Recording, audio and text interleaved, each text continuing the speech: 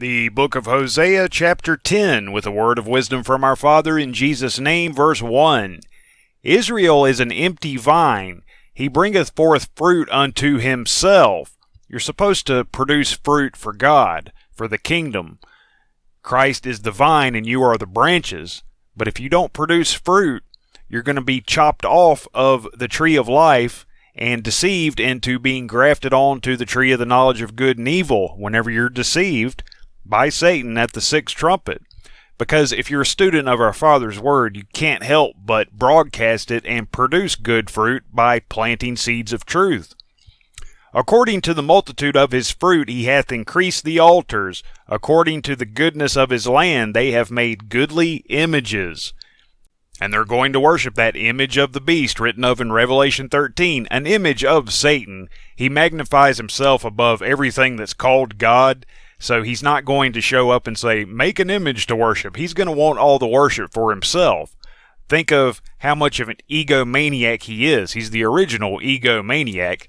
And we covered that in the Daniel 11 hypothesis. Check that out for more information if you want to go into more detail as far as the image of the beast is concerned. Their heart is divided. Now shall they be found faulty. He shall break down their altars, he shall spoil their images. And ultimately, at the seventh trumpet, the false prophet, that is to say, Satan's role of Antichrist, the image of the beast, as well as the beast itself, the one world system, will be destroyed in the lake of fire. Satan being locked up for the 1,000 years in the bottomless pit, released for a short season, and then he goes into the lake of fire.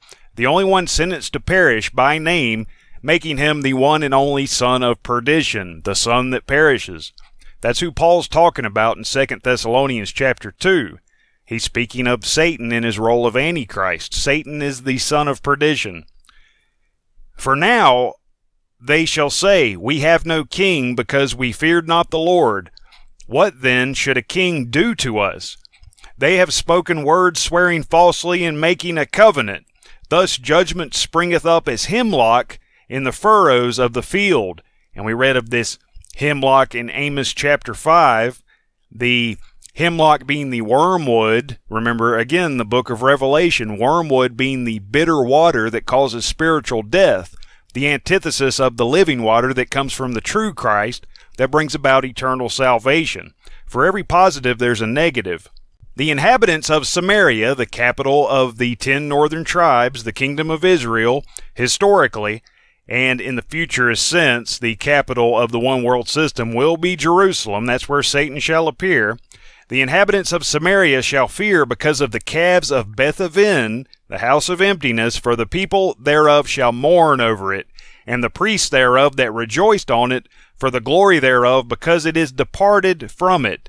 It shall be also carried into Assyria for a present to King Jareb, which means the adversary, which is what Satan means, the Assyrian being one of his names, a type of Antichrist, as we know from Isaiah chapter 14. Ephraim shall receive shame, and Israel shall be ashamed of his own counsel. As for Samaria, her king is cut off as the foam upon the water. The high places also of Avon, the sin of Israel, shall be destroyed. The thorn and the thistle shall come up on their altars. The beast and the false prophet destroyed at the seventh trumpet. Satan's role of Antichrist and his one world system. Those are those two horns like a lamb that he had when he appeared in Revelation 13:11. Two horns like a lamb. Looked like Jesus, but he spake as a dragon because he is the dragon. Satan is the dragon, as you know from Revelation chapter 12. Says it right there, who the dragon is. It's not debatable who the dragon is, and that's who the Antichrist is, the son of perdition. And they shall say to the mountains, cover us, and to the hills, fall on us. And this was quoted by Christ in Luke chapter 23, where he said, daughters of Jerusalem, that's where Satan's going to appear, weep not for me, but weep for yourselves and for your children. For behold, the days are coming in the which they shall say, blessed are the barren and the wombs that never bare, and the paps which never gave suck. Those who didn't become impregnated by the mark of the beast, the deception, will be blessed. They'll have the seal of God in their forehead, whereby they're not deceived. Then shall they begin to say to the mountains, Fall on us, and to the hills, Cover us. For if they do these things in a green tree, while Christ was walking upon the earth in his first advent, what shall be done in the dry, when he isn't here? That is to say, and you know from Revelation chapter 6, when this happens, it happens at the return of the true Christ. That's when the tribes of the earth shall mourn, and say to the mountains, Fall on us, and to the hills, Cover us. O Israel, thou hast sinned from the days of Gibeah, Judges chapter 19, remember, with the concubine that was raped to death and then cut into 12 pieces. That's even symbolic of that virgin bride as well, being killed spiritually at the sixth trumpet. Because of her ignorance, it didn't have to be that way. She could have just studied her father's word. What better thing do people think they have to do with their time? The battle in Gibeah against the children of iniquity did not overtake them. They went to war against Benjamin because they protected the perverts who raped the concubine to death. I know it's harsh language, but it's very serious what we're talking about here, okay? And so God has a way of getting your attention. That's exactly what happened in Judges chapter 19. Go read it. It is in my desire that I should chastise them, and the people shall be gathered against them when they shall bind themselves in their two furrows. And Ephraim is as an heifer that is taught, and loveth to tread out the corn. But I passed over upon her fair neck. I will make Ephraim to ride, Judah shall plow, and Jacob shall break his clods. Jacob being all 12 tribes. And again, the three Christian nations, Judah, Ephraim, and Manasseh, pulled up by the roots. And we saw that in the last chapter in verse 16, where it said, Ephraim is smitten, their root is dried up, they cease to be Christian nations at the sixth trumpet. Because that's when Satan appears, and they'll think that he's Jesus. And if you begin to worship the devil, you're no longer a Christian, you're a Satan worshiper. You've gone from being the virgin bride of Christ to the whore of Babylon.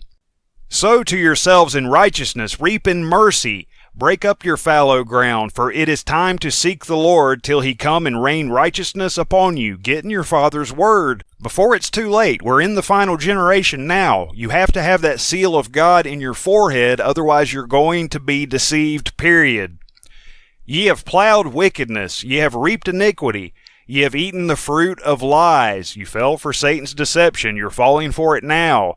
You're believing the lies of the mainstream media, and that's Satan doing that through his children, the Kenites, and the four hidden dynasties of education, which includes the media, economics, politics, and religion. Don't be deceived. Don't be deceived now, and don't be deceived then. How can you not be deceived? Become a student of your Father's Word.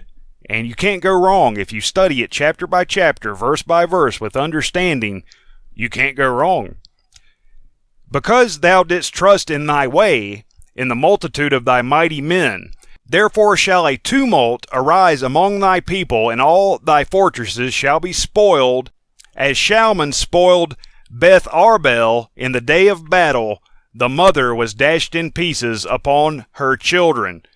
Mother Israel at this time being destroyed from being a nation, the northern kingdom was, because of this idolatry and this forsaking God and his law and ignoring it. They went into captivity. They learned the hard way, and, well, they didn't learn. We can learn from the example, because their identity even is unbeknownst to them, the descendants from these people. Most of them don't know where they came from as far as their ancestry is concerned.